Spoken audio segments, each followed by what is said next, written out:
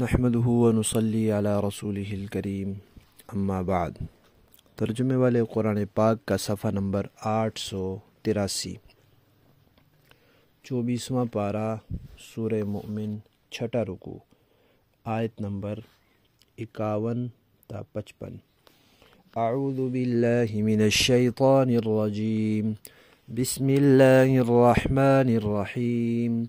إنا لننصر رسلنا والذين آمنوا في الحياة الدنيا ويوم يقوم الأشهاد يوم لا ينفع الظالمين معذرتهم ولهم اللعنة ولهم سوء الدار۔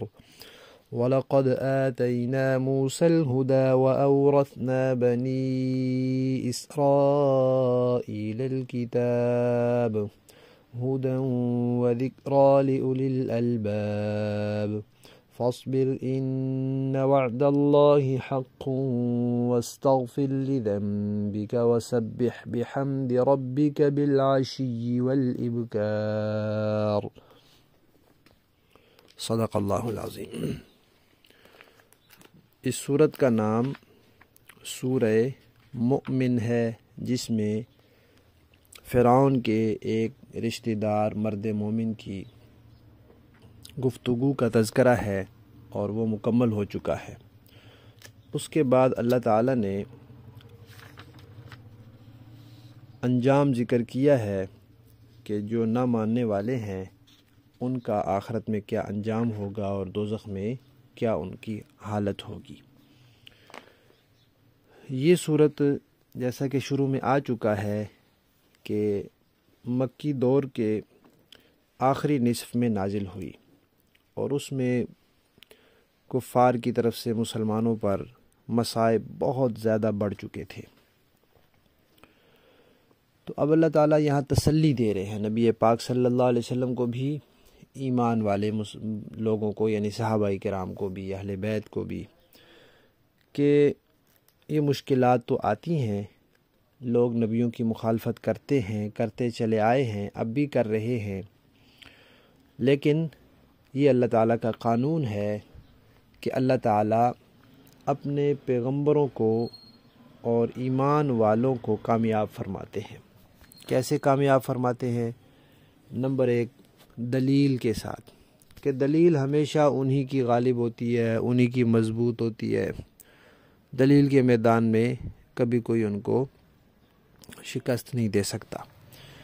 اور دوسری بات کہ اللہ تعالیٰ ان کو میدان میں عملی کامیابی سے بھی نوازتے ہیں کہ بالآخر فتح ان کی ہوتی ہے۔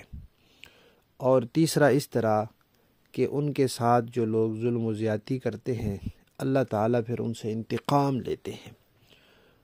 یہ ساری صورتیں ہیں کہ اللہ تعالیٰ مدد فرماتے ہیں۔ یہاں اللہ تعالیٰ نے فرمایا کہ ہم اپنے رسولوں کی اور ایمان والوں کی دنیا کی زندگی میں بھی مدد فرماتے ہیں۔ اگر کسی نے کسی کے ساتھ بہت کچھ انبیاء شہید ہو گئے، لوگوں نے ان کو شہید کر دیا، اب ان کی مدد ان انبیاء کی اللہ نے کیسے فرمائی؟ ایسے فرمائی کہ جو ان کو شہید کرنے والے تھے اللہ نے پھر ان کو اپنی پکڑ میں لیا، اللہ نے ان سے انتقام لیا، اللہ نے ان کو سزا دی دنیا میں۔ اور تو کبھی اگر میدان جنگ میں بظاہر پانسا پلٹ جائے تو یہ وقتی صورتحال ہوتی ہے، اعتبار جو ہوتا ہے وہ نتیجے کا ہوتا ہے کہ بالآخر کیا ہوا، آخر میں کامیابی ہوتی ہے۔ اور اگر بالفرض ان کو بظاہر کامیابی نہ مل رہی ہو تو دوسری طرف کے لوگوں کو اللہ تعالیٰ کسی عذاب میں مسلط کر دیتے ہیں اور ان سے انتقام لیتے ہیں، تو یہ اللہ تعالیٰ کی مدد ہی ہوتی ہے۔ یہاں اللہ تعالیٰ نے مثال بھی دی ہے کہ موسیٰ علیہ السلام اور بنی اسرائیل کو سخت حالات سے گزرنا پڑا، لیکن آخر وہ کامیاب ہوئے، اس طرح آپ بھی کامیاب ہوں گے۔ لیکن کامیابی کے لیے ایک تو یہ کرنا ہے کہ صحیح پکا سچا مومن بننا ہے، کیونکہ اللہ تعالیٰ کی مدد ایمان والوں کے ساتھ ہے۔ قرآن پاک میں اللہ تعالیٰ نے فرمایا انتم الاعلون ان کنتم مؤمنین، اگر تم صحیح معنی میں مومن ہو پھر غالب تم ہی رہو گے، تو صحیح معنی میں مومن بننا ہے۔ اور دوسرا کام یہاں یہ فرمایا ہے کہ دعوت اور تبلیغ کے کام میں کوئی کوتاہی نہیں کرنی، اس میں یہ نہیں سوچنا کہ یہ ہمیں پریشان کر رہے ہیں، یہ ہمیں تانے دے رہے ہیں، یہ جملے کس رہے ہیں، یہ ظلم و زیادتی کر رہے ہیں تو ہم دعوت روک دیں۔ دعوت نہیں روکنی۔ دعوت کے کام میں اگر مسلمانوں سے کوئی کوتاہی کا امکان ہے تو اس کی اللہ تعالیٰ سے معافی مانگیں کہ یا اللہ ہم پھر پرعزم ہو گئے ہیں، ہم اس سلسلے میں بالکل کمزور نہیں پڑیں گے، سستی نہیں قریب آنے دیں گے، اور ان حالات سے گھبرائیں گے نہیں اور اپنا کام جاری رکھیں گے۔ جو کوئی صورتحال پیش آئے گی اسے برداشت کریں گے۔ تو یہ فرمایا، اور دوسرا فرمایا کہ اللہ تعالیٰ کو یاد کرنا ہے نماز کے ذریعے، تسبیح کے ذریعے، تحمید کے ذریعے۔ تو حضرات مفسرین کرام نے لکھا ہے کہ کامیابی کے اصول 4 ہیں۔ پہلا یہ کہ انسان صبر سے کام لے، مشکلات، مصائب، تکلیفوں پہ صبر سے کام لے، صبر کرے اور ان مشکلات سے گھبرا کر اپنا کام چھوڑے نہیں، ترک نہ کرے۔ دوسرا استغفار کرتا رہے، کیونکہ انسان ہے، کمزور ہے، اس سے کوتاہی ہو جاتی ہے، تو جس درجے کی محنت کرنی چاہیے، حق ہے، وہ انسان سے ہو سکتا ہے ادا نہ ہو، تو اپنی اس کوتاہی، امکانی کوتاہی پر بھی استغفار کرتا رہے۔ اور تیسرا اللہ تعالیٰ کی تسبیح کرتا رہے، پاکی بیان کرتا رہے کہ اللہ تعالیٰ ہر برائی سے، ہر عیب سے، ہر خرابی سے پاک ہیں۔ اور چوتھا اللہ تعالیٰ کی حمد اور تعریف کرتا رہے کہ اللہ تعالیٰ کے لیے ہی سب تعریفیں ہیں، سب خوبیاں ہیں اور سب اچھی صفات ہیں۔ یہاں اللہ تعالیٰ نے تورات کا تذکرہ کیا ہے کہ ہم نے بنی اسرائیل کو تورات کا وارث بنایا۔ تو اس سے یہ بھی معلوم ہوا کہ وراثت جو ہوتی ہے وہ علم اور کتاب کی بھی ہوتی ہے، صرف مال کی نہیں ہوتی۔ اور انبیاء کے بارے میں تو واضح شریعت کا حکم موجود ہے کہ انبیاء جو ہیں وہ اپنے بعد کسی کو مال کا وارث نہیں بناتے، تاکہ لوگ یہ نہ کہیں کہ اس نے جو نبوت کا دعویٰ کیا تھا وہ مال اکٹھا کر کے اپنی اولاد کو نوازنے کے لیے کیا تھا۔ اس لیے اللہ نے ان کے ہاں مال کی وراثت کا سلسلہ رکھا ہی نہیں۔ تو یہ جو اہل تشیع یا روافض کہتے ہیں کہ وہ باغ فدق تھا جو حضرت فاطمہ کو ملنا تھا اور ان کو نہیں دیا گیا تھا، تو یہ وہ غلط بیانی کرتے ہیں۔ اصل میں انہوں نے لوگوں کے دلوں سے صحابہ کا اعتماد اٹھانا ہے، تو اس کے لیے انہوں نے ایک کہانی گھڑی ہے کہ اب ہم لوگوں کو کیسے کہیں کہ بھائی صحابہ قابل اعتماد نہیں تھے۔ تو اس کے لیے ان کو تجویز یہ سوجی ہے کہ ہم حضور کے رشتہ داروں کا نام لیں کہ ان پر بڑے ظلم ہوئے ہیں، ان کے ساتھ بڑی زیادتیاں ہوئی ہیں، ان کو ان کے حق نہیں دیے گئے، یہ سب سے زیادہ حقدار تھے، وغیرہ وغیرہ۔ تو کرنے والے کون ہیں؟ صحابہ ہیں ان کے ساتھ زیادتیاں کرنے والے۔ تو اس طرح لوگوں کے دلوں میں یہ بدگمانیاں پیدا کی جائیں۔ تو یہ ان کا ایک اس زمانے میں سیاسی چال تھی کہ اسلام کو کمزور کیا جائے، اور اب بھی انہوں نے لوگوں کو مذہب اور دین سے ہٹانے کے لیے یہ عنوان اپنا رکھا ہے۔ ورنہ جس طرح باغ فدق نبی پاک صلی اللہ علیہ وسلم اس کی آمدنی کو صرف فرماتے رہے، خلفائے راشدین بھی اسی طرح فرما رہے، حتیٰ کہ حضرت علی رضی اللہ تعالیٰ کے جب دور آیا تو انہوں نے بھی وہی طریقہ جاری رکھا جو پہلے سے چلا آ رہا تھا۔ اگر وہ ان کے اہلیہ کا حق ہوتا تو وہ اپنے دور خلافت میں اپنے بچوں کو دے دیتے۔ بہرحال یہ تو ایک بات ہے۔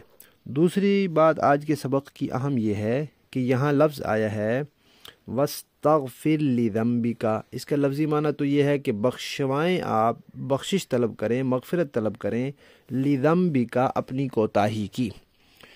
ذنب کا معنی کوتاہی ہوتا ہے، ذنب کا معنی گناہ بھی کر دیتے ہیں، غلطی کر دیتے ہیں۔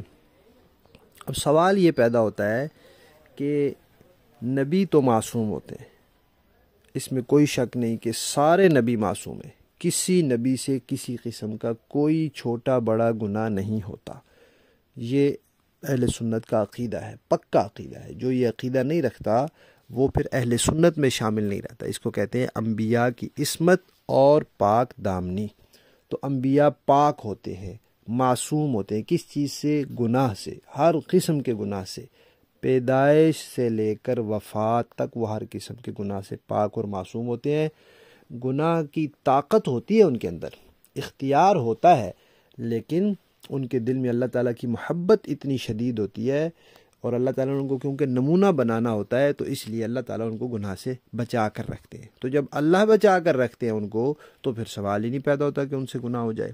لیکن بعض لوگ جیسے ابو العلا مودودی صاحب ہیں، انہوں نے مختلف انبیاء پر الزام لگایا ہے۔ کبھی کہتے ہیں موسیٰ علیہ السلام سے بہت بڑا گناہ ہو گیا تھا، کبھی کہتے ہیں یونس علیہ السلام سے فریضہ رسالت میں کوتاہی ہو گئی تھی، کبھی کہتے ہیں داؤد علیہ السلام نے جو کام کیا تھا وہ ٹھیک نہیں تھا، کبھی سلیمان علیہ السلام کے اوپر اعتراض کرتے ہیں، کبھی تو نبی پاک صلی اللہ علیہ وسلم پر بھی باتیں کرنے لگ جاتے ہیں۔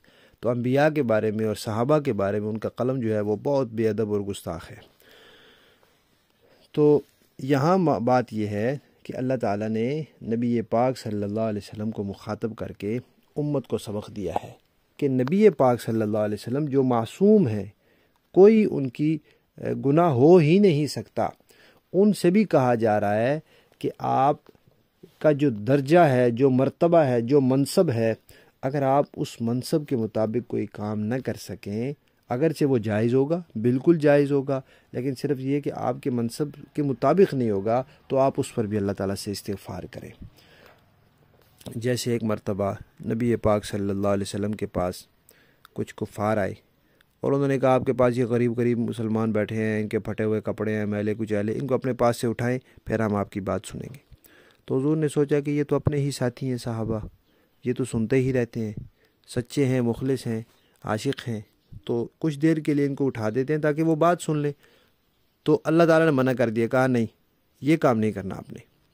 وہ ان کے ساتھ آ کے بیٹھتے ہیں تو بیٹھے، نہیں تو ان کے ایمان کی کوئی ضرورت نہیں ہمیں۔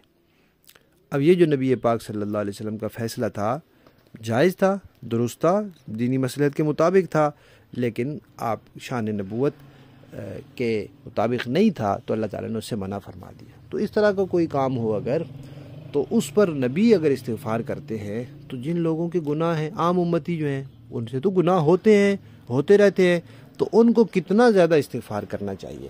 حضور پاک صلی اللہ علیہ وسلم فرماتے ہیں میں دن میں 70 مرتبہ استغفار کرتا ہوں، اور بعض روایات میں آتا ہے 100 مرتبہ کرتا ہوں۔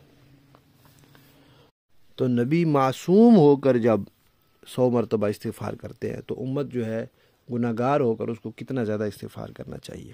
لفظی معنی دیکھیے، انا بے شک ہم، لننصر ضرور مدد کرتے ہیں، رسولنا اپنے رسولوں کی، والذین اور ان لوگوں کی، آمنو جو ایمان لائے۔ کہاں مدد کرتے ہیں؟ فی الحیات الدنیا، دنیا کی زندگی میں بھی، ویوم اور اس دن بھی مدد کریں گے، یقوم الاشہاد جس دن گواہی دینے والے کھڑے ہوں گے، یعنی قیامت کے دن فرشتے گواہی دیں گے تو انبیاء بھی گواہی دیں گے، ایمان والے بھی گواہی دیں گے، اور اللہ تعالیٰ اس دن ان کی مدد کریں گے کہ گواہیاں ان کے حق میں آئیں گی کیونکہ انہوں نے زندگی اچھی گزاری ہے۔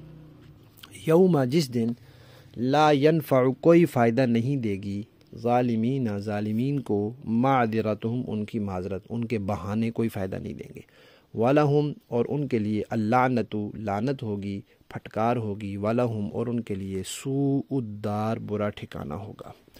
وَلَقَدْ آتَيْنَا اور پکی بات ہے کہ ہم نے عطا کی موسیٰ علیہ السلام کو الہدا ہدایت، وَأَوْرَثْنَا اور ہم نے وارث بنایا بنی اسرائیل کو، الکتابہ کتاب کا یعنی تورات کا، ہدن وہ ہدایت کی کتاب تھی، وذکرہ اور نصیحت کی کتاب تھی، لِأُولِي الْأَلْبَاب اہل عقل کے لیے، ظاہر بات ہے نصیحت عقل والے ہی حاصل کرتے ہیں۔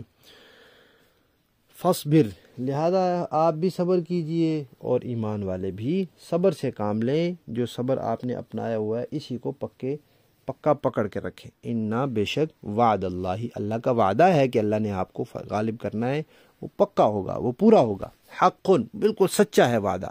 وَاسْتَغْفِرْ اور آپ بخشش طلب کیجئے، مغفرت طلب کیجئے، لِذَنْبِکَ اپنی کوتاہی کی، وَسَبِّحْ اور پاکی بیان کیجئے، بِحَمْدِ رَبِّکَ اپنے رب کی حمد کے ساتھ، بِالْعَشِیِّ شام کو، وَالْإِبْکار اور صبح کو۔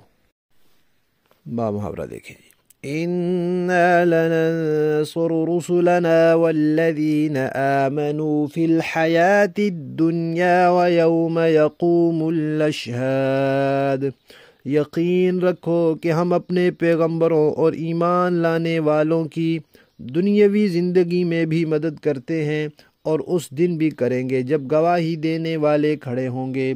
یوم لا ينفع الظالمین معذرتهم ولهم اللعنة ولهم سوء الدار، جس دن ظالموں کو ان کی معذرت کچھ بھی فائدہ نہیں دے گی اور ان کے حصے میں پھٹکار ہوگی اور ان کی رہائش کی بدترین جگہ، ان کے لیے رہائش کی بدترین جگہ۔ وَلَقَدْ آتَيْنَا مُوسَى الْهُدَى وَأَوْرَثْنَا بَنِي إِسْرَائِيلَ الْكِتَابَ، اور ہم نے موسیٰ علیہ السلام کو ہدایت عطا کی اور بنی اسرائیل کو اس کتاب کا وارث بنایا۔ ہدی وذکریٰ لأولی الالباب، جو عقل والوں کے لیے سراپا ہدایت اور نصیحت تھی۔ فاصبر ان وعد اللہ حق واستغفر لذنبک وسبح بحمد ربک بالعشی والابکار۔ لہذا اے پیغمبر آپ صبر سے کام لیجئے، یقین رکھیے کہ اللہ کا وعدہ سچا ہے، اور اپنی کوتاہی پر استغفار کرتے رہیے، اور صبح و شام اپنے پروردگار کی حمد کے ساتھ تسبیح کرتے رہیے۔ یقین جانیے کہ جو لوگ اور اپنے پروردگار کی حمد کے ساتھ تسبیح کرتے رہیے۔ صدق اللہ العظیم۔